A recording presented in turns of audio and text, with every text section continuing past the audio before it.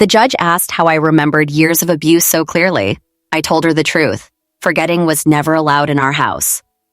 In our house, silence was safer than mistakes. That's the first thing you learn when you grow up under rules that don't make sense. You stop trying to understand why and focus only on how not to get caught.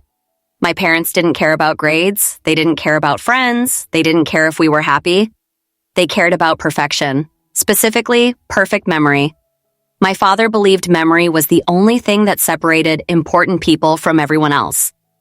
He said it constantly, like scripture.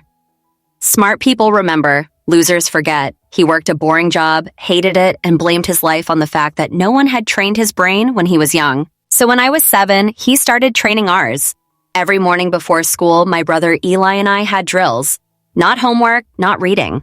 Lists, endless lists, phone numbers of relatives we'd never met, license plates of cars on our street, random strings of numbers he wrote on index cards. If we hesitated, he tapped the table once. That sound meant you're about to regret this. By age 9, we weren't allowed to write anything down unless explicitly told to. Notes were crutches. If we forgot something, it wasn't an accident, it was a failure. Mom supported all of it. She didn't invent the rules, but she enforced them with quiet precision. She'd stand in the doorway during drills, arms crossed, watching our faces for hesitation. If Eli cried, she'd say, "Crying wastes oxygen your brain needs." We learned not to cry. By 10, the rules expanded. We had to memorize entire books, then recite them backward, then answer questions out of order. Dad said it was to build flexibility. What it really built was fear, because the punishments weren't always predictable. Sometimes forgetting meant no dinner. Sometimes it meant standing in the hallway for hours. Sometimes it meant Dad getting very calm. Which was worse? Calm meant he was disappointed. Disappointment meant lectures that lasted until midnight while you stood perfectly still because moving was disrespectful. At school, teachers called me gifted. They didn't know I slept 4 hours a night because my brain never shut off. They didn't know I rehearsed lists in my head instead of dreaming. Eli was younger than me by 2 years, and he cracked first. He started stuttering during drills. Dad hated that. "Your mouth is faster than your brain," he'd say. "Fix it." Eli tried. God, he tried. He'd press his fingernails into his palms to keep steady. I could see the half-moon marks afterward, red and raw. One night during a drill, Eli forgot the order of presidents. Not the names, the order. Dad slammed his hand on the table. "Start over." Eli did. He got to Nixon and froze. The silence stretched. My ears rang. Dad stood up slowly and walked behind Eli's chair. I wanted to say something, anything, but speaking out of turn was another rule.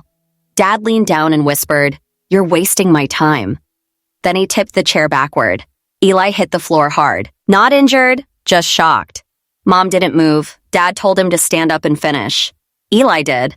That was the night I started counting exits in every room. By middle school, the drills were daily and timed. We weren't allowed to say, "I don't know." We had to guess. Wrong guesses were punished more than silence. Dad said guessing showed intellectual cowardice. If we hesitated too long, he'd start counting down from 5. 5, 4, 3. My heart still speeds up thinking about it. We developed signals. If I tapped my foot twice, it meant skip to the next section. If Eli cleared his throat, it meant I'm about to panic. We weren't allowed to help each other, but we learned to survive anyway. The worst rule came when I was 13. No unnecessary speech. Dad said talking wasted mental energy. From then on, we were only allowed to speak during drills, schoolwork, or when answering direct questions. No joking, no casual comments, no talking at dinner. If we wanted something, we had to ask using the minimum number of words possible. Mom enforced that one strictly. She'd correct us if our sentences were too long. "Trim it," she'd say. Eli started mouthing words instead of speaking. Dad noticed. He took away Eli's door, said privacy was a privilege for people who followed rules. That night, Eli whispered to me from his mattress on the floor. "What if we never get out?" I didn't answer. Not because I didn't want to, because I didn't know how. The first time I realized something was wrong, not strict, not intense, but wrong, was when my friend's mom asked why I flinched when she dropped a plate. I said I was tired. She didn't look convinced. That was also the first time I realized other adults could see us, that maybe we weren't invisible. That thought scared me more than anything, because if someone saw and nothing changed, I wasn't sure I could survive knowing help existed and still didn't come. By 14, I stopped thinking in sentences. That sounds dramatic, but it's true. Full sentences were inefficient. My thoughts became fragments, keywords, outlines, bullet points. Dad would have been proud if he knew what it cost me. School became easier and harder at the same time. Easier because memorization was second nature. Harder because normal kids talked about things I didn't understand. Crushes, movies, boredom. I didn't know what boredom felt like. Every quiet moment in my head filled itself automatically with lists, rehearsals, contingency plans. I memorized my class schedules forward and backward. Locker combinations of kids around me. Teachers' routines. Which ones liked eye contact, which ones didn't. Survival skills. Eli was getting worse. His stutter faded, but something colder replaced it. He started speaking in a flat, careful voice, like every word had been weighed before release. He rarely looked people in the eye anymore. When Dad counted down, Eli didn't panic. He dissociated. I could see it happen. His eyes would glaze slightly, his body still answering questions while his mind checked out. Dad mistook that for improvement. "See?" he told Mom once. "Pressure works." Mom nodded. She always nodded. They added new rules without announcing them. That was the worst part. You'd only learn a rule after breaking it. Rule, no correcting parents. Rule, no sighing. Rule, no whispering unless authorized. Rule, no sleeping before drills were complete, even if it meant staying up past midnight. I learned to sleep in pieces, 10 minutes here, 5 minutes there. Micro sleeps in the shower, standing up, water hitting my shoulders while my brain shut down for just a second. Eli started wetting the bed again. Dad found out. He didn't yell. He stripped the bed in silence and made Eli carry the sheets to the laundry room. "Infants don't get mattresses," he said. Eli slept on the floor for 3 weeks. That was the first time I started hiding things, tiny rebellions. I stole a pencil and broke it into pieces so it wouldn't be obvious if it went missing. I hid one piece behind a loose baseboard in my room, another inside the vent cover. Writing was forbidden unless assigned. But sometimes, late at night, I'd write one word on my palm. Just one. Enough. Real. Remember. Then I'd wash it off before morning. Proof to myself that I still chose something. At school, teachers praised my discipline. That word made my stomach twist. One afternoon, my history teacher asked me to stay after class. She said I looked tired, asked if everything was okay at home. My mouth opened. Nothing came out. I couldn't explain it. How do you describe a cage that looks like a curriculum? How do you explain fear without bruises? I said I had trouble sleeping. She suggested meditation. I nodded and left. That night, Dad introduced combined drills. He'd ask questions from different subjects rapidly, switching topics mid-sentence. History to math, to literature, to random trivia. "Real intelligence isn't compartmentalized," he said. Eli froze halfway through. Dad started counting. 5. I saw Eli's hands shaking. 4. I answered for him. 3. Dad turned to me slowly. "Did I ask you?" "No," I said. The slap came fast. Not hard enough to bruise, just enough to sting, to warn. "Do not steal his struggle," Dad said calmly. "Failure teaches." Eli answered at 2. Afterward, in the dark, he whispered, "Don't help me again." I knew what he meant. Helping made it worse. The breaking point didn't come with yelling. It came quietly. I started forgetting things, small things, a number out of sequence, a name misplaced. My brain was overheating, circuits fraying. Dad noticed immediately. He started watching me more closely, standing behind me during drills, correcting my posture, repeating instructions slower, louder, like I was defective. One night, I got a sequence wrong. Dad stared at me for a long time. Then he said, "You're regressing." That word terrified me. "Regressing means decay," he continued. "Decay spreads." He canceled Eli's drills that night. Instead, he made Eli watch me repeat mine over and over until I got it right. Eli stood there, arms wrapped around himself, watching me fail and retry like it was his fault. I got it right eventually. Dad smiled. "Good," he said. "Now you remember what's at stake." That night, Eli had his first panic attack. I found him in the bathroom, crouched by the tub, gasping. His fingers were numb, his face pale. I remembered the foster mom. I remembered her calm voice. I broke the rules. I spoke in a full sentence. "It's okay. Breathe with me." English. Eli clung to me like he was drowning. We didn't hear Mom at the door until she spoke. "What language are you using?" The room went cold. I didn't answer. She watched us for a long moment, then she turned and walked away. She never mentioned it. That scared me more than punishment. A week later, Dad installed cameras. Accountability, he said. Living room, kitchen, hallway, not bedrooms, not yet. I started documenting everything in my head. Dates, times, incidents. I stopped writing words on my skin and started memorizing sentences instead. Long ones, detailed ones. If I couldn't write proof, I'd become the proof. I didn't know how or when, but I knew one thing clearly. This wasn't about memory, it was about control. And control always slips eventually. The cameras changed everything, not because they watched us, but because they watched Dad. At first, he behaved, measured his tone, limited physical punishments. The rules were still brutal, but quieter, polite even, like he was performing for an invisible audience. Mom followed his lead. They spoke more carefully, smiled more often. Dad started saying things like, "We're just very structured," whenever someone visited. But structure doesn't hide cracks, it just outlines them. I learned the camera's blind spots within a week. There was a sliver of hallway where the kitchen camera didn't quite reach. A corner near the stairs where shadows swallowed movement. Dad hadn't installed them himself. A professional had. And professionals assume families behave normally. We didn't. Eli noticed the blind spots too. He stopped dissociating. Instead, he went quiet in a different way. Alert, calculating. He'd position himself just outside camera range when drills ended, leaning against the wall like his legs were tired. One night after Dad went to bed, Eli whispered, "He's scared now." I didn't believe him. Of what? I asked. Being seen, Eli said. That idea lodged in my chest and refused to leave. The first proof wasn't planned, it was accidental. Dad liked recording us himself, separate from the security cameras. He said it was for progress tracking. He'd prop his phone against books and record drills, especially when relatives visited. One night, during a combined drill, Eli froze. Dad sighed loudly. "You're wasting oxygen again." Eli's eyes flicked toward the phone. Then, deliberately, he answered wrong. Dad's face changed. Not rage, fear. He lunged for the phone, knocking it over. The camera caught the movement, the sound of impact, Dad's voice suddenly loud and sharp. I saw include, "Are you trying to make me look bad?" He stopped himself mid-sentence, picked the phone up, restarted the recording. "Let's take a break," he said calmly. "We'll continue later." That night I lay awake replaying it. Dad had slipped. Not in front of us, in front of evidence. I started testing boundaries, tiny things, answering too slowly, asking clarifying questions, looking confused on purpose. Dad corrected me, verbally, but didn't escalate. Mom watched him closely during these moments, like she was tracking something. I realized then that Mom wasn't just an accomplice.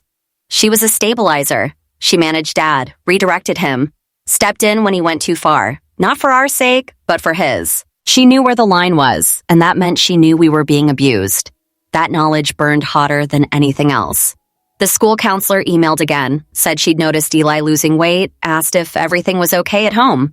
Dad drafted the response himself. I watched over his shoulder as he typed. Highly structured academic environment, children thriving. We prioritize cognitive development. He let me read it. "See," he said, "truth." I realized something then. He believed it, or needed to. The breakthrough came from an unexpected place. One of the tutors, Mrs. Calder, the math tutor, had been coming twice a week for years. She was quiet, observant, and unlike the others, she never praised Dad. She watched us instead. One afternoon, Dad had to leave early for work. Mom stepped out to take a call. Mrs. Calder closed her notebook and said softly, "You're very tired." I nodded. She didn't ask why. She said, exhaustion affects memory." Dad hated excuses like that. I waited. Then she added, "No learning environment should require fear." I felt something crack open inside me. She glanced toward the hallway camera, then back at me. "If you ever need help," she said carefully, "there are ways to ask." I didn't respond. I didn't need to. Eli had heard everything. That night, Eli whispered, "She knows." I didn't answer, but I didn't correct him either. We started preparing without talking about it.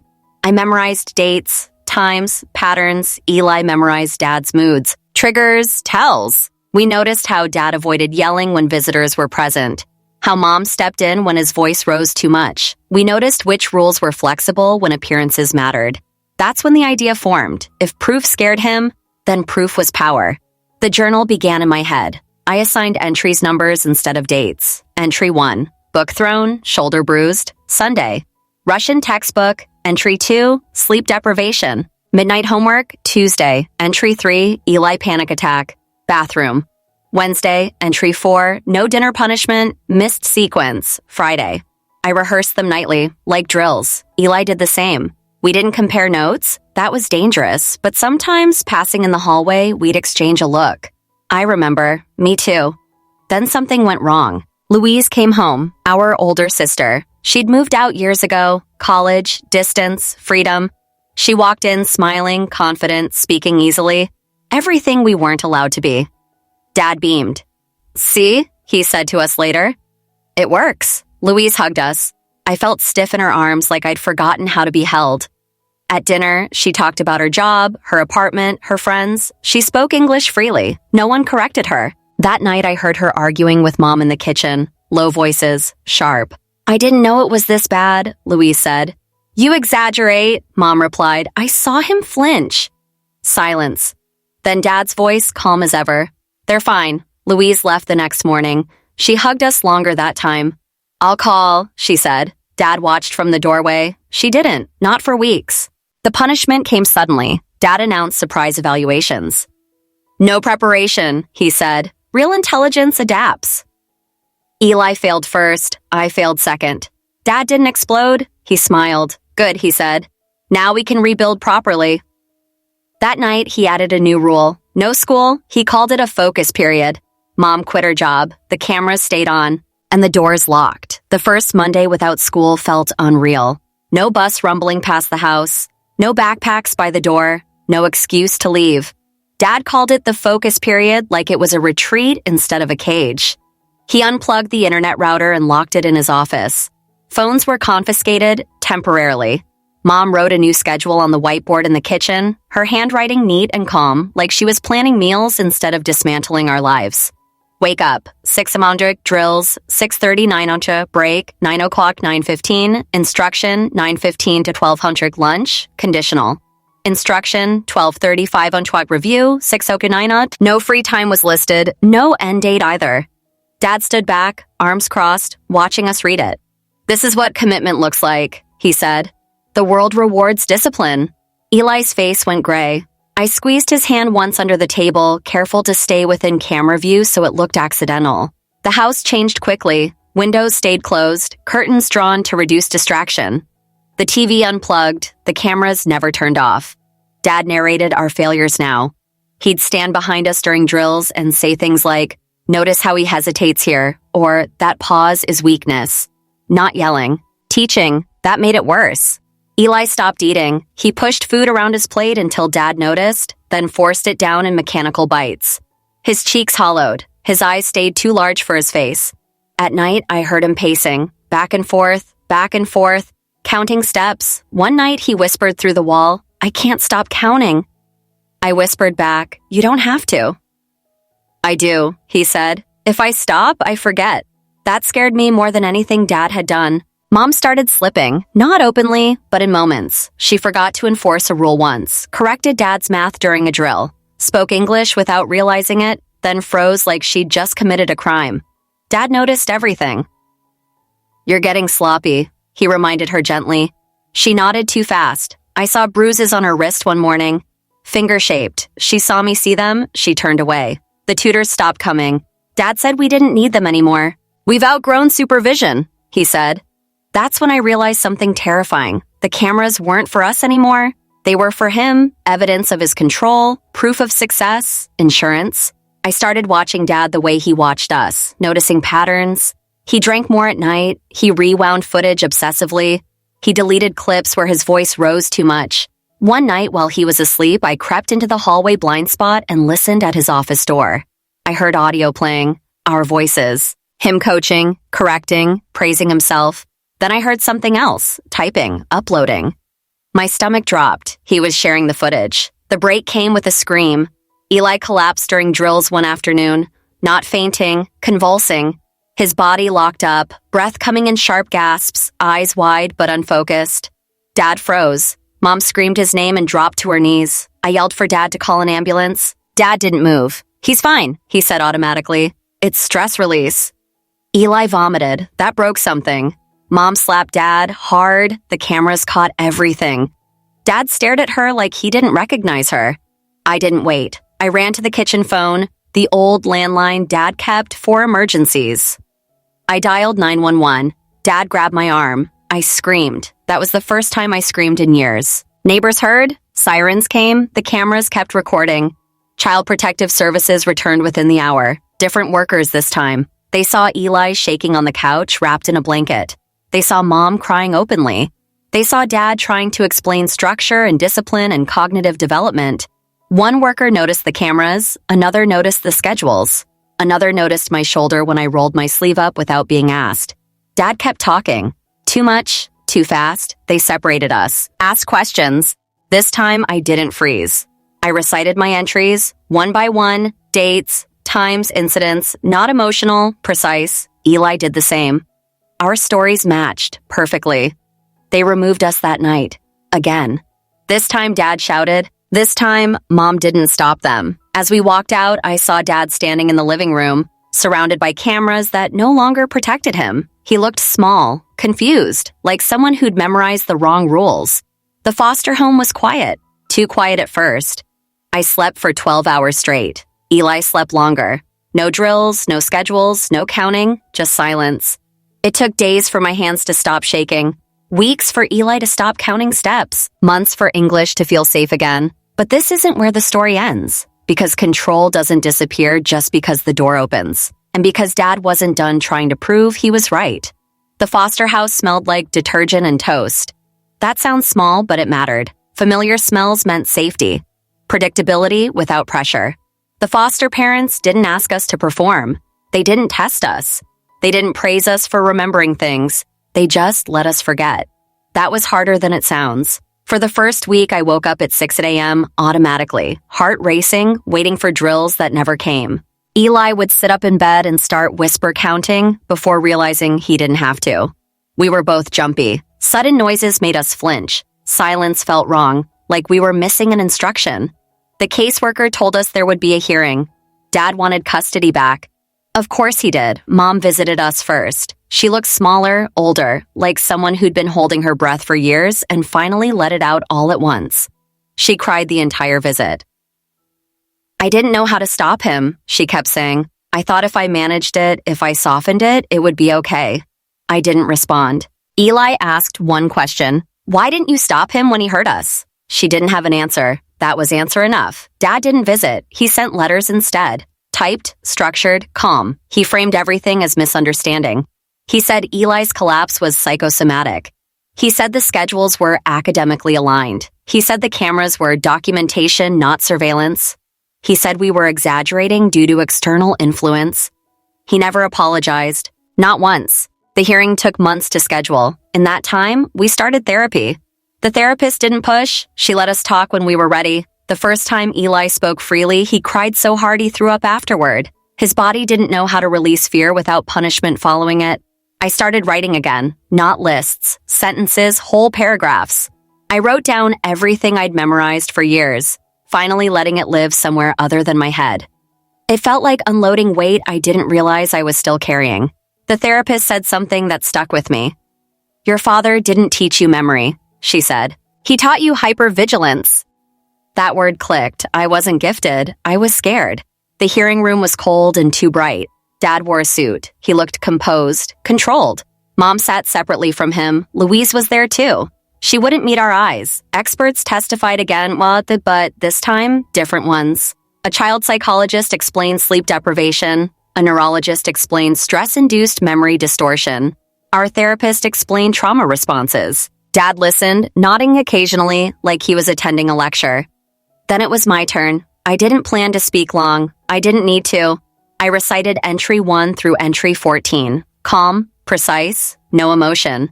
The judge asked how I remembered so clearly. I answered honestly. Because forgetting was punished. Eli spoke next. He didn't list incidents. He described fear, the counting, the panic, the feeling that his body wasn't his anymore. The room went quiet. Then Dad spoke. He said we were ungrateful. That pressure built excellence. That the world was cruel and he'd prepared us for it. He said, They'll thank me someday. The judge didn't raise her voice. She just said, "This court is not here to reward ambition at the expense of safety." Dad lost custody that day. Permanently, we didn't go back to foster care. Louise took us in. She cried when we arrived. She apologized over and over. She said she should have done more sooner. I believed her, because she did more now. She let us sleep, let us speak, let us be messy, loud, imperfect. Eli started laughing again. It startled him the first time, like he wasn't sure it was allowed. Dad tried one last thing. He sent me an email, just one sentence.